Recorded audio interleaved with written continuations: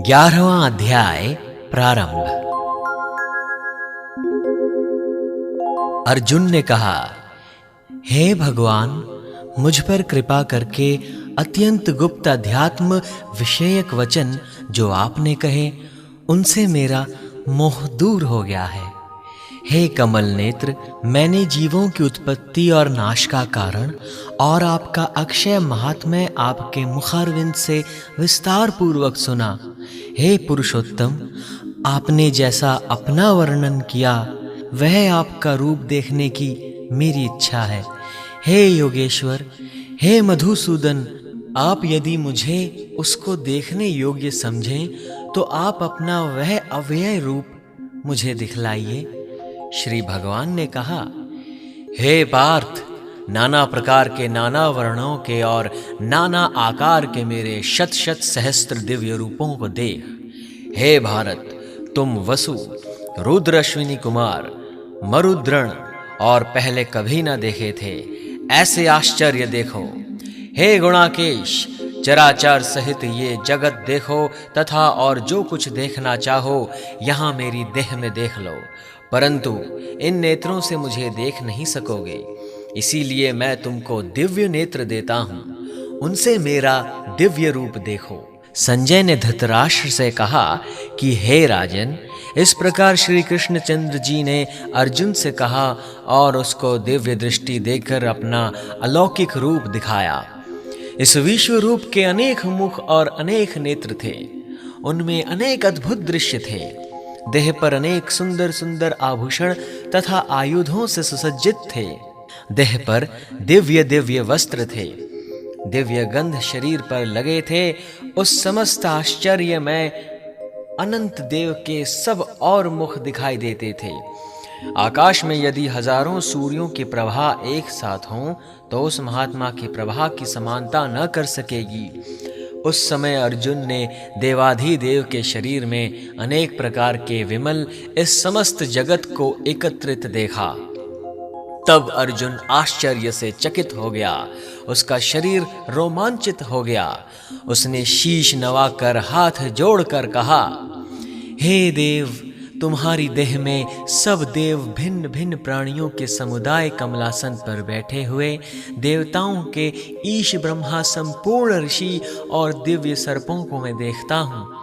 हे विश्वेश्वर, तुम्हारे अनेक भुजा, अनेक उदर, अनेक मुख, अनेक नेत्र हैं। तुम्हारा रूप अनंत है, तुम्हारे अंत तथा आदि को नहीं देखता, किंतु समस्त विश्व में तुम्हारा ही रूप देखता हूँ।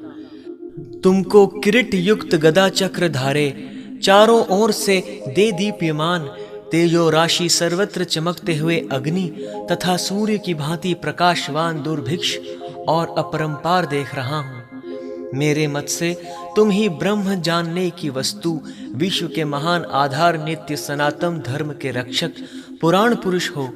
मैं आपको आदि, मध्य तथा अंत से रहित, अनंत शक्ति, अनंत भुज, चंद्र सूर्य है नेत्र, जिसके ऐसे कांतिमान अग्नि के सदृश मुख वाला, अपने तेज में संपूर्ण संसार को तपते हुए देख रहा हूँ। हे महात्मन, पृथ्वी और आकाश के मध्य का वह अंत और संपूर्ण दिशाएं आपसे ही व्याप्त हो रही हैं।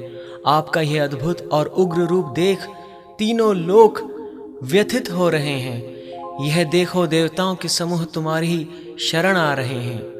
उनमें कितने ही भयभीत होकर हाथ जोड़ आपकी प्रार्थना कर रहे हैं। महर्षियों और सिद्धों का समूह स्वस्ति कहकर नाना प्रकार से आपकी प्रशंसा कर रहा है। रुद्र, आदित्य, वसु, साध्य, विश्वदेव, अश्विनी, मारुत, पिता, गंधर्व, यक्ष, असुर, सिद्ध, इनके संग विस्मित होकर आपकी ओर टकटकी लगाकर देख रहे हैं। हे महाबाहो, अनेक नेत्र, अनेक बाहु, अनेक जांघ, अनेक पेट, कराल दंत युक्त आपका यह विशाल रूप देख सब अत्यंत भयभीत हो रहे हैं और मैं भी घबरा रहा हूँ।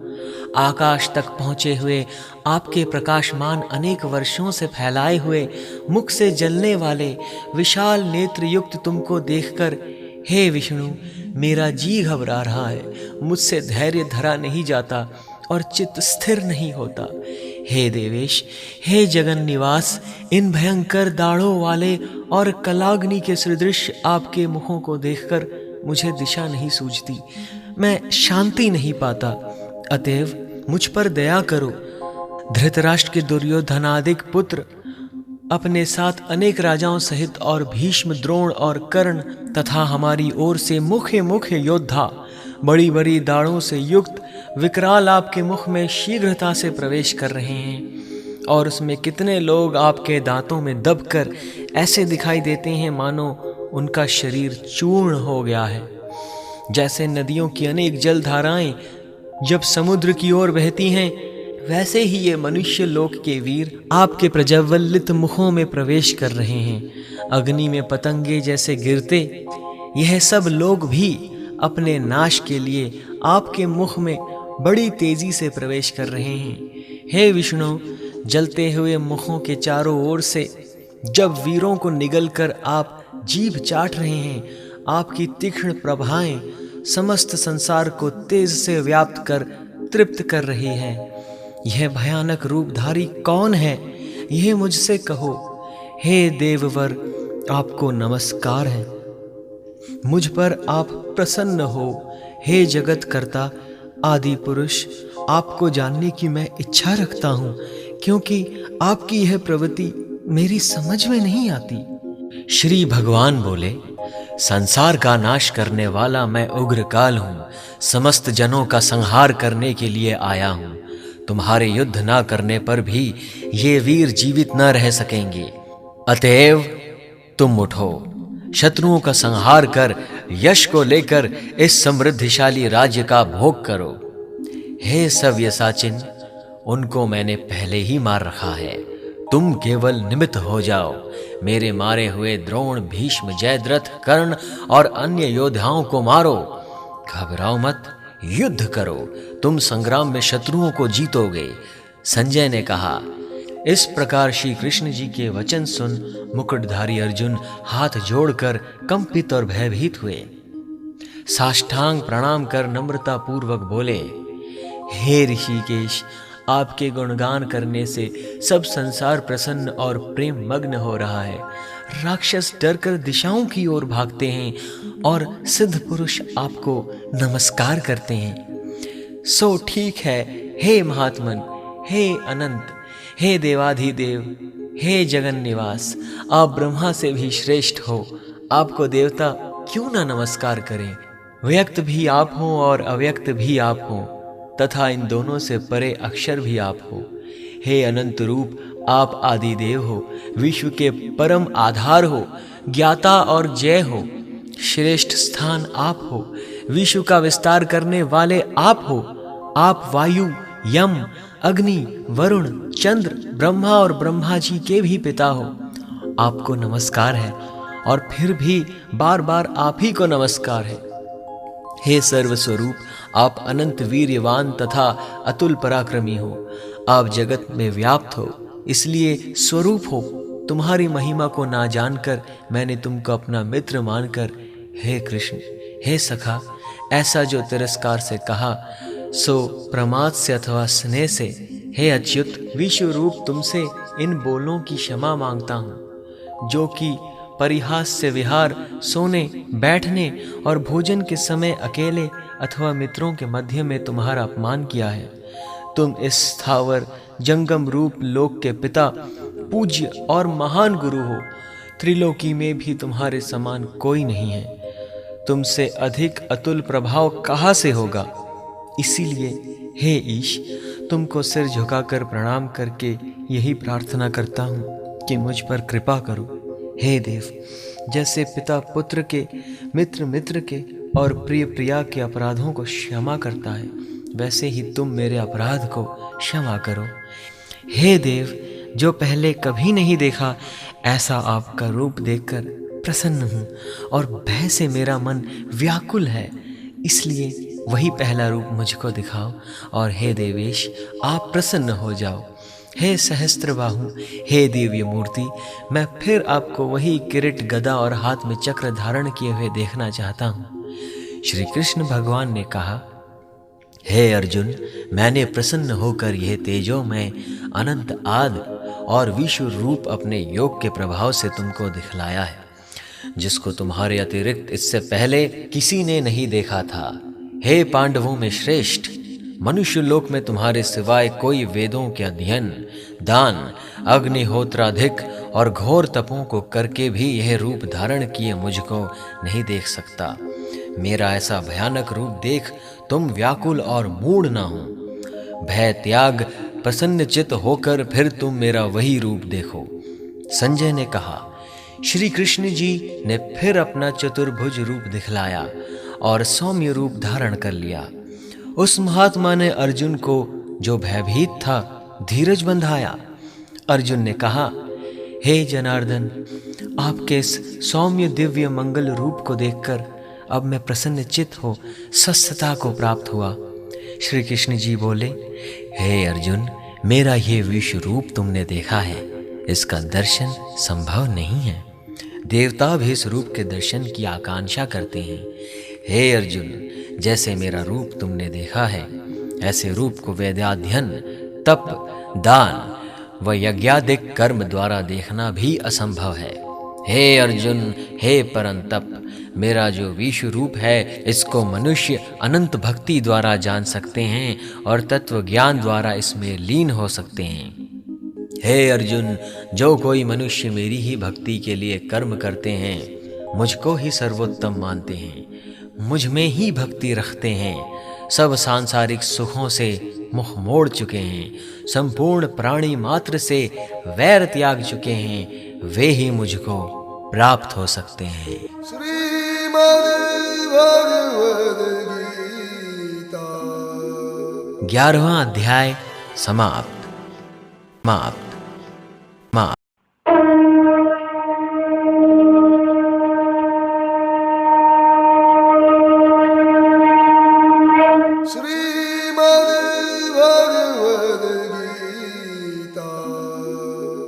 बारहवां अध्याय प्रारंभ। अर्जुन ने पूछा, इस प्रकार जो भक्त सदैव योग युक्त होकर आपकी उपासना करते हैं और जो व्यक्ति परम ब्रह्म को भजते हैं, इन दोनों में कौन सा श्रेष्ठ योगी है? श्री कृष्ण भगवान बोले, जो मेरे विषय में मन लगाकर श्रद्धा पूर्वक मुझको भजते हैं, वे उत्तम योगी हैं।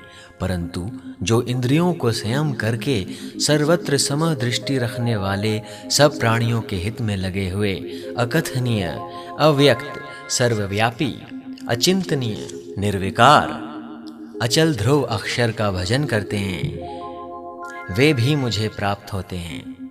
अव्यक्त में जिनका चित्त आसक्त है, वह कष्ट अधिक पाते हैं, क्योंकि अव्यक्त गति को प्राणी कष्ट से पाती हैं।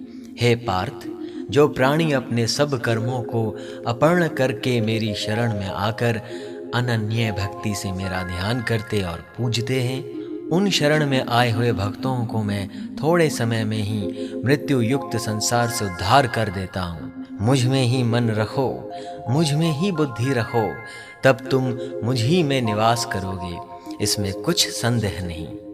हे धनंजय, यदि इस प्रकार तुम मुझ में अपने चित्त को लगाने में समर्थ ना हो, तो अभ्यास योग द्वारा हमारे पाने के लिए बारंबार यत्न करो। यदि अभ्यास भी ना कर सको, तो मेरे उद्देश्य से व्रताधि ही करो। यदि मेरे लिए तुम कर्म करोगे, तो तुम्हें मुक्ति प्राप्त होगी, और यदि ऐसा भी ना कर सको, तो मन को रोक कर अनन्य भाव से मेरी शरण में आओ और फल की आशा छोड़कर कर्म करो, क्योंकि अभ्यास से ज्ञान उत्तम है, ज्ञान से ध्यान श्रेष्ठ है, और ध्यान से कर्मों के फल को त्यागना श्रेष्ठ है। त्याग से शांति प्राप्त होती है। जो किसी से द्वेष नहीं करता, सबका मित्र है, दयाधारी है, ममता और अहंकार जिसमें नहीं है, सुख दुख को जो समान जानता है, क्षमावान है, संतोषी है, स्थिर चित्त इंद्रियों को वश में रखता है, दृढ़ निश्चयवान है, मुझ में अपना मन और बुद्धि को लगाए हुए हैं, ऐसा मेरा भक्त मुझको प्रिय है। जिसे ना लोगों का भय है, ना लोगों से जो डरता है, ऐसा जो हर्ष, ईर्ष्या, दुष्टों से भय और विवाद से रहित है, वह मेरा प्रिय है। जो कुछ मिले उसी में संतुष्ट, पवित्र, निष्पक्ष, निष्पाप, दुख रहित, फल की आशा त्याग कर कर्म करने वाला, ऐसा जो मेरा भक्त है, वह मुझे प्रिय है। जो लाभ से प्रसन्न ना हो, किसी से द्वेष ना करे, इष्ट पदार्थ के नष्ट होने से दुखी ना हो, किसी वस्तु की इच्छा ना करे, शुभ तथा अशुभ दोनों का त्यागी हो, वह भक्त मेरा परम प्रिय है। जिसको शत्रु और मित्र, मान और अपमान, सर्दी और गर्मी, सुख और दुख समान है, और जो वासना से रहित है, जो निंदा और स्तुति को समान जानता है, जितना जो मिले उसी पर संतोषी, जो यह नहीं समझता कि यह मेरा घर है, जो भक्तिमय है वह मेरा प्यारा है। पर जो मुझ में श्रद्धा करके और जो मुझे मानकर अमृत के समान कल्याण कारक धर्म का आचरण मेरे उपदेश अनुसार करते हैं, वे मुझको अत्यंत प्रिय हैं। श्रीमद् भगवद गीता 12वां अध्याय समाप्त।